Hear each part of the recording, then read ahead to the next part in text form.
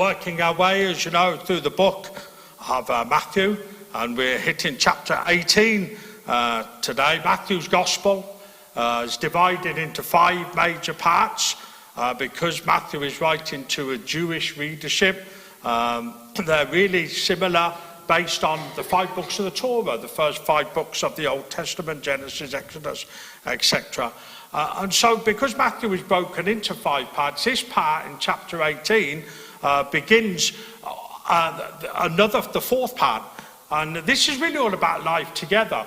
How we deal with people. Jesus is challenging, encouraging the listeners, particularly the disciples, on how we deal with people. Really life in the church, in a sense. Jesus' teaching in Matthew 18 that we're going to look at provides a lot of practical examples of what it means for the Christian community to live as salt of the earth, light of the world, which is our calling. It's what sets us apart as kingdom people. We're different from the world because we lay aside the power or the seeking the power and the way the world responds to circumstances and situations. And Jesus encourages us through this chapter, this part of the story as we come to Matthew, about loving and protecting those for whom society ignores. The parable of the lost sheep is one of the stories that comes into this. Though you have 100 sheep and though you lose, if you lose one of them, what do you do? Just leave it because you're happy with the 99? And Jesus talks about how we go and seeking out the one sheep that's lost, and he's using that as an example of forgiving and practicing mercy and doing all the stuff that we look at as part of kingdom living, which is what Matthew was spoken about all the way through. And so, because kingdom living it's the way of Christ, it's the way of the cross, and it's the way of the kingdom. It's for us to be different as a church. It says last week we looked at church membership, and we said that one of the things that sets us apart as believers is not just the believing and the belonging, but also the behaving as well. And our behaviour is a kingdom behaviour. It's a difference. And so the beginning here, we're suddenly at a point where Jesus is having the disciples approach him with a question, important question, that they come with. They say, who's the greatest in the kingdom? And so he answers them this way as we come to look at this story. It says this in Matthew 18 verse 1. At that time the disciples came to Jesus and asked, who then is the greatest in the kingdom of heaven?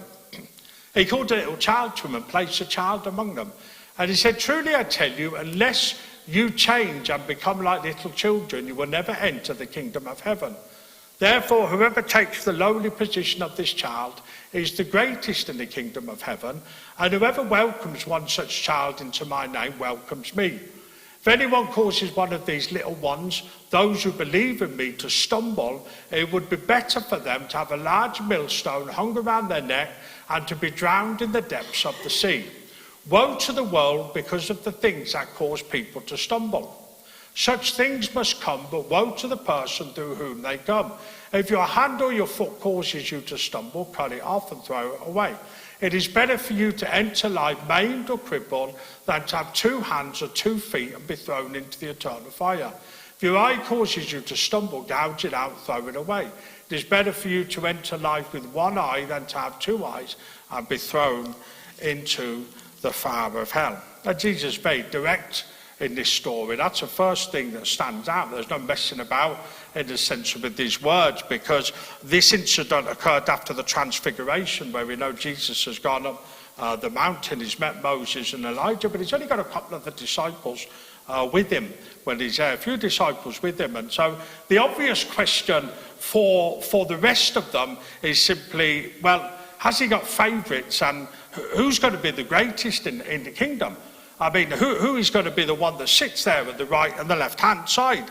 Jesus has spoken about the temple taxes. He's come and shared with the people different things. And there's a realization here amongst the disciples that Jesus really is the chosen Messiah. He really is the king.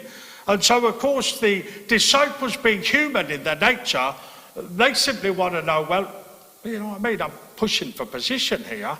I'm going to be first or second. I don't want to be 10th or 11th. Do you know what I mean? I want to make sure that whenever what happens, I'm going to be in prime position. It is human nature, whether we like it or not. And Jesus has come, and there's different things that have happened. A demon-possessed boy that the disciples weren't able to heal, that Jesus' power was evident.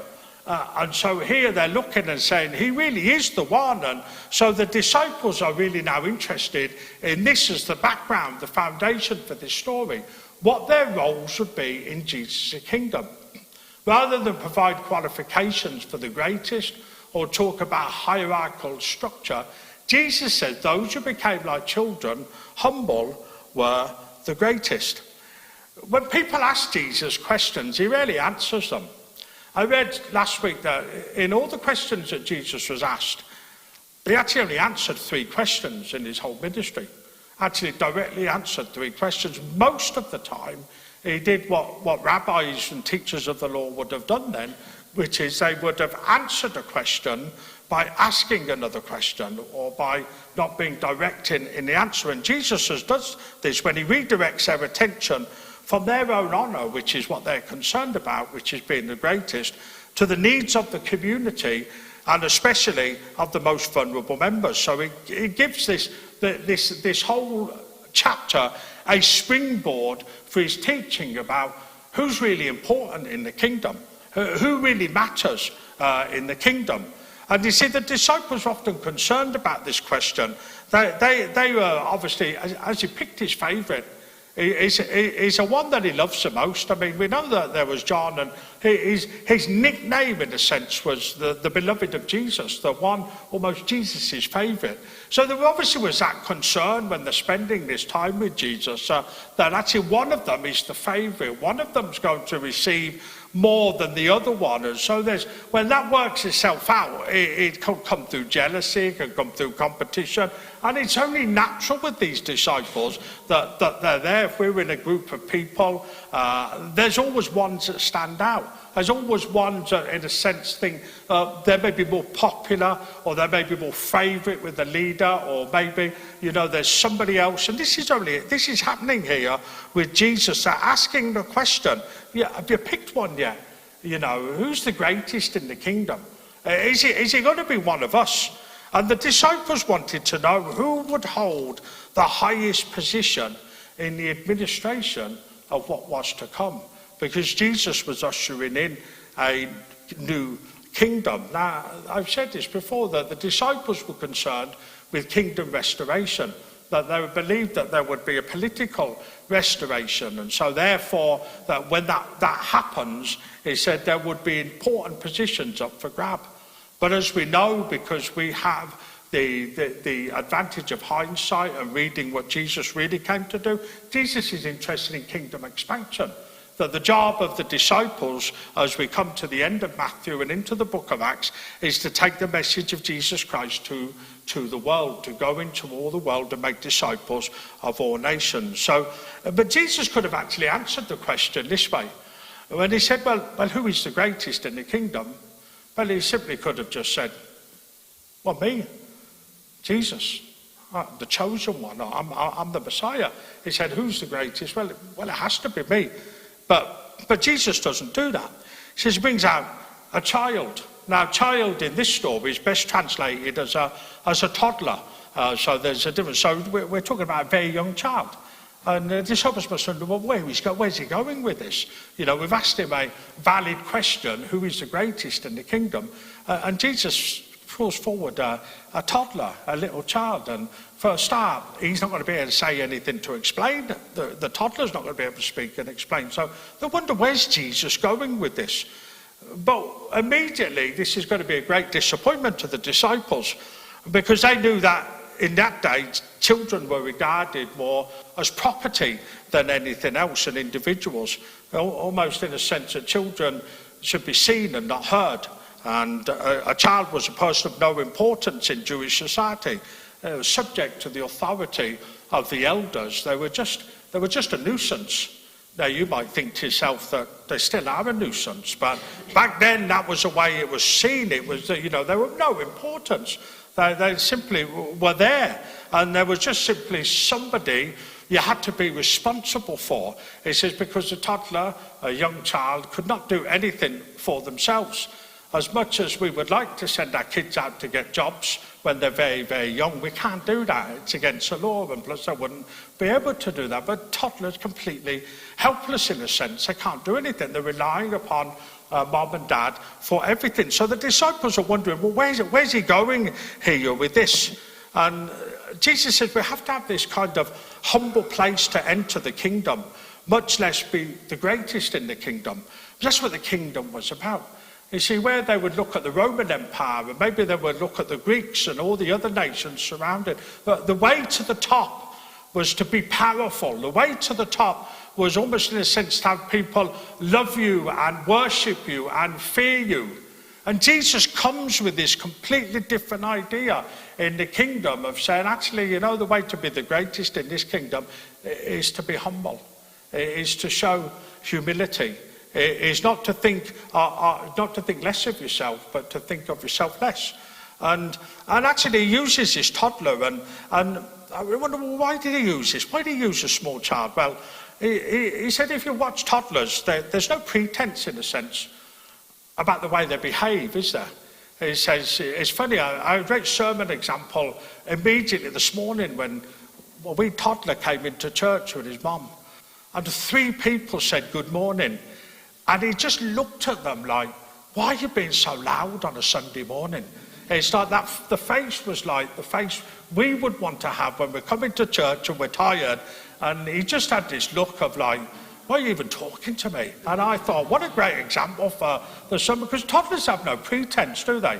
They're hungry, they tell you they're hungry. They're tired, they tell you they're tired. If they're going to burst into tears, and we know, and we're talking about this tonight, it says, you know, we're going to burst into tears. We want to make sure that nobody's about. We want to hide ourselves away. We want to do this. Toddlers don't do that. If they're upset, the whole world knows they're upset, don't they? They know that everybody, if you do that, and suddenly the whole world knows that there's just that normality, no pretense, nothing about them that is made up, nothing about them that is artificial. So what does Jesus use this? You know, he holds it up not as an ideal of innocence, because we know toddlers aren't always innocent, aren't they? Kids aren't always innocent, not even purity of faith, but this for humility and unconcern for social status.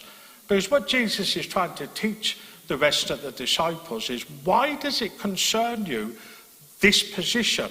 It's not a position that's up for grabs. Who is the greatest in the kingdom? The obvious greatest in the kingdom, as you said, is Jesus Christ. But why does it concern you that you being in second place or third place? Well, it's human nature, and as I've said, and they're looking around at what's going on with everybody else.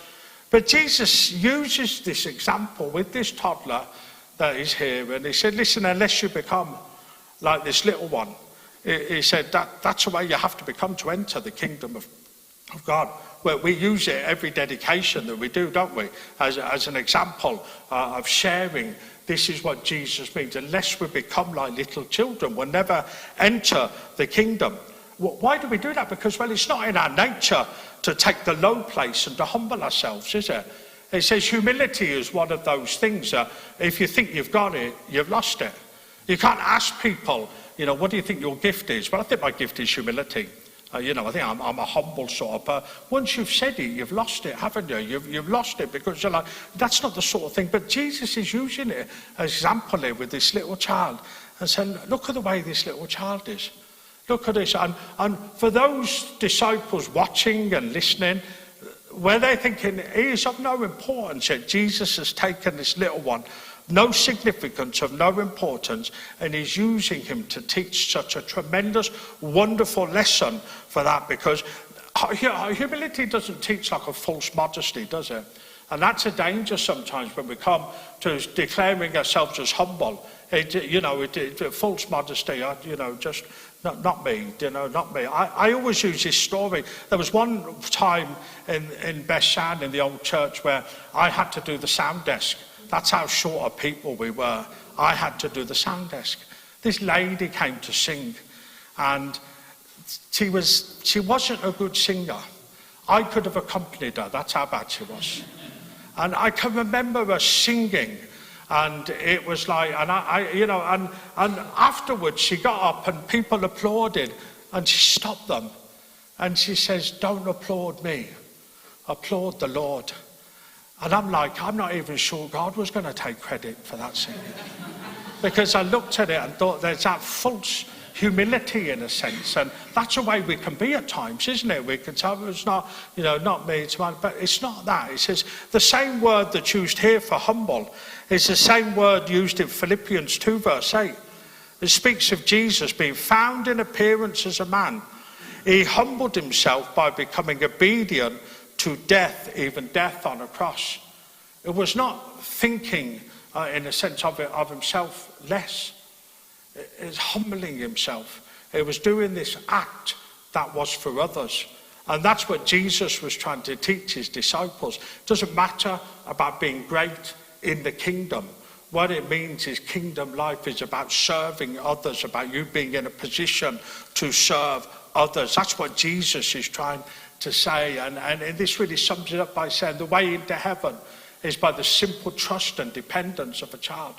The way to greatness in the kingdom is by the humility of a child expressed in humble service. A reliance on God for everything, because a toddler would rely upon their mum and dad for everything. Jesus is teaching the disciples, this is what matters, this is what's important. A reliance upon God, your Father. You see, there's only one man who was actually the greatest in the kingdom, and it was Jesus. He himself was humble like a little child. He was not concerned with his own status in any way. It says, though he was the king, he was not proclaiming himself at every point and turn to be the king. What stood out for him was his servanthood, that he came to serve. What stood out for him was his humility, and he's trying to teach the disciples this as they go along on this journey, that actually, listen, it's not about the greatest, it's not about, like the other case, the mother of the two of the disciples coming and saying, listen, pick these two, show them the favour and stuff. And Jesus is not doing that. Jesus is saying, hey, listen, the way to the top in the sense is to start at the bottom. The way to lead is to serve. And he's doing that. And as he brings his child out, he does this, he teaches this. He says that children are not welcomed because they are great, wise or mighty, but because they belong to him. It's actually easy to despise the humble sometimes, isn't it? They are the losers. That's a modern way we would probably think of people who try to make themselves, say, humble. We would say, well, that's not the world that we live in, is it? It says we want people to stand out, we want people to show their qualities and stuff, but it's not the kingdom. We look at it and say our world is competitive, it's aggressive, it's get all you can while you can and stuff. And actually, Jesus comes with his thought for his kingdom and says actually the way in is humility. The way in is to be humble. And he calls his child forward, he uses that actually to proclaim a message that's the centre of the kingdom. Unless you become like this little child, unless you have that humility, that simple trust in faith. So we've already said that, they were vulnerable to everything in this day and age, the kids were. It says, but Jesus tells his disciples, the one who becomes humble like this child in their midst will be the greatest in the kingdom. And he actually warns them, and he says because he knows the issues that they're facing. Because he says, unless you change, unless you turn your life around, unless you accept this is the way to get into the kingdom, you'll not be able to enter the kingdom unless you do this. Because welcoming them welcomes him, and mistreating them or causing them to sin is the next point that Jesus brings on in this story. That he actually looks at them and says, listen, it's not enough just to become like these little ones. He uses an example and said, listen, this little one here, if anyone causes this little one to stumble, if anyone puts an offence in front of this little one and causes them to fall, he says that's worse, that's a thing. And he uses the word scandal, and we know what the word scandal means. It's, that's something that is, and it appears repeatedly because it's something that is almost like, it's just bad news, dangerous. It's something horrific that can happen. And he uses an example and says, if you change like a child, but if you lead one of these along the wrong way, he says, you're better off doing this. He said, this was what will happen. He says, you're better off taking a millstone and throwing yourself into the sea. But Jesus doesn't mess about with his words, does he? He doesn't mince with his words. Why? Because he understands that these children, innocent and incapable of making decisions for themselves, we are the responsibility for them. We are accountable for them, whether it be as parents or whether it be as children that come into church. He says we are responsible for them. And Jesus uses that example, and he uses it 4 times when he talks about a stumbling block. And a stumbling block is something that causes you to trip up, an obstacle that gets in the way, that causes you to fall over, to trip over. And Jesus uses that example here because he knows how bad humans treat each other. He knows how bad that we are when it comes to, and children are usually the ones that suffer the most when it comes to things that happen in life. And he says, listen, don't be a stumbling block for these children. Don't trip them up. And he repeats his warning, as I say, 4 times, so the disciples understand. But as we read it today, don't place something in the way that causes them to trip up. I mean, if we've ever tripped up, we probably all have done this. We've tripped up at some point. There's nothing worse than tripping up in a public place, is there? He says, I remember driving up the coast road once out of Carrick, and there's a garage outside of Larne, and my 2 girls are laughing at me because I know what's coming. And we're driving up past this garage, and every time we pass this garage now, they all say, Dad, remember when you tripped over there, And so I remember getting out of the car, and I tripped over a block in front of the car. And it was one of those slow motion fall down, the one, the slow, fell down, flat, winded myself. And they just looked shocked in the car. And as I rolled over, I looked up, and there was this fella about 80 who was coming over to help me up, which made it even worse because I thought, he's supposed to fall over and I'm supposed to help him up. But I remember thinking, he said, are you hurt? And I remember saying no, but I was in agony. I said I'd winded myself, I'd grazed all one side of me. I said I'd banged the side of my head, but that wouldn't have hurt anyway, and things like that.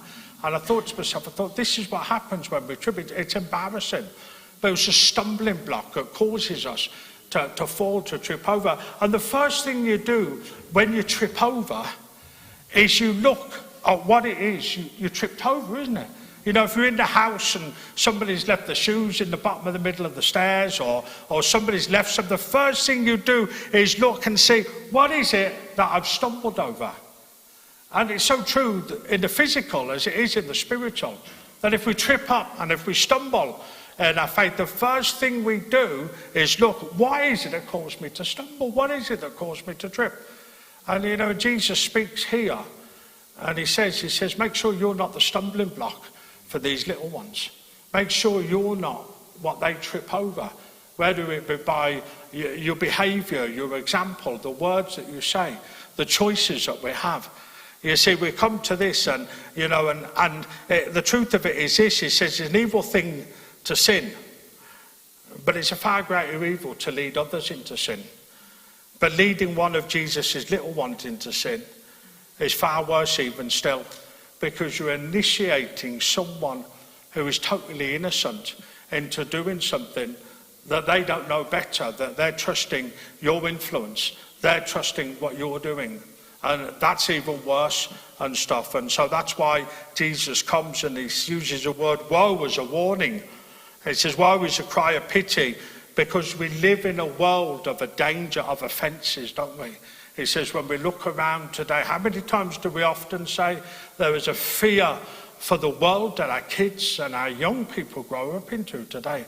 So much more challenging than the world that we probably grew up in as children and young people. And that's why the church must never be the stumbling block for our kids and our young people. That's why we must never be the thing that causes them to trip. And Jesus is using that here as a warning to make sure that actually don't you be the one that introduces them to the wrong things. Make sure you're the good influence over them, because Jesus is explaining this to the disciples. He's saying that kingdom living is both about how you are living, but also who you're influencing as well.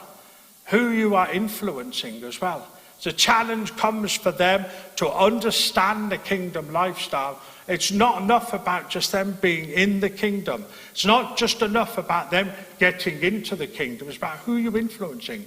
Who are you the example to? As Jesus brings out this little child, this toddler, he uses this as an obscure example that they think of all the things he could have used, but it makes sense, doesn't it?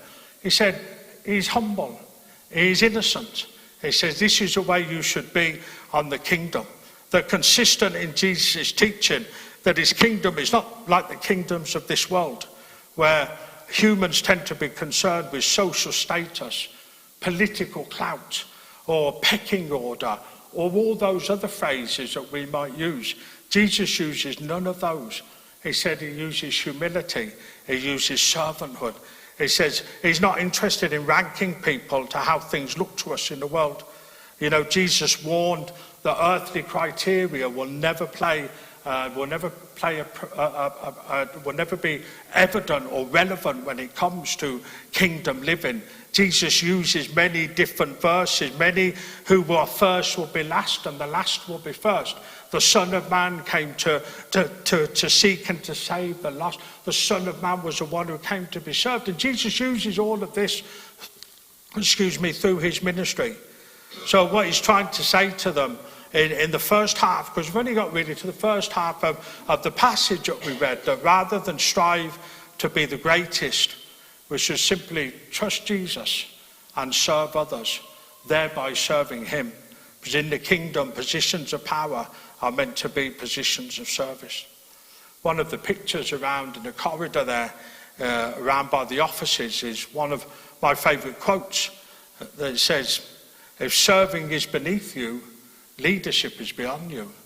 And how true is that of kingdom living? That actually its servanthood comes first. He says, and then leadership is expressed out of that.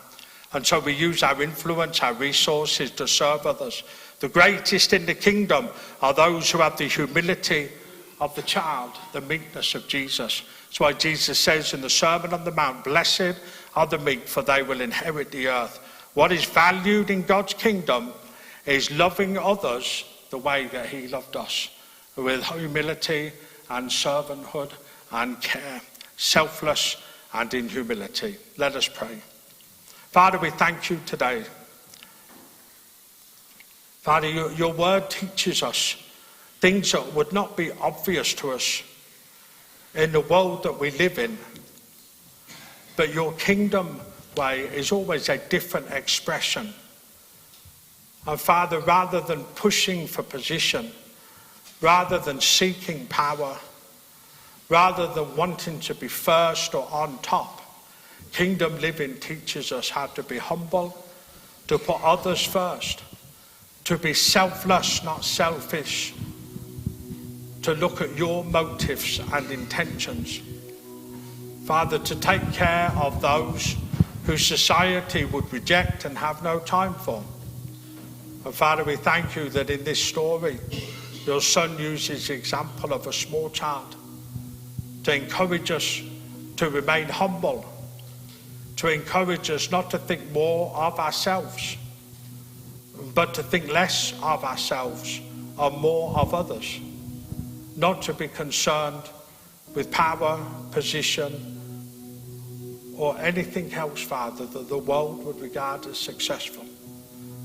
That to be successful in the kingdom is to be faithful to what you've called us to do. To be humble in our attitude towards others. To take care of those that feel uncared for by others. And Father, for that we thank you this morning. In Jesus' name, amen.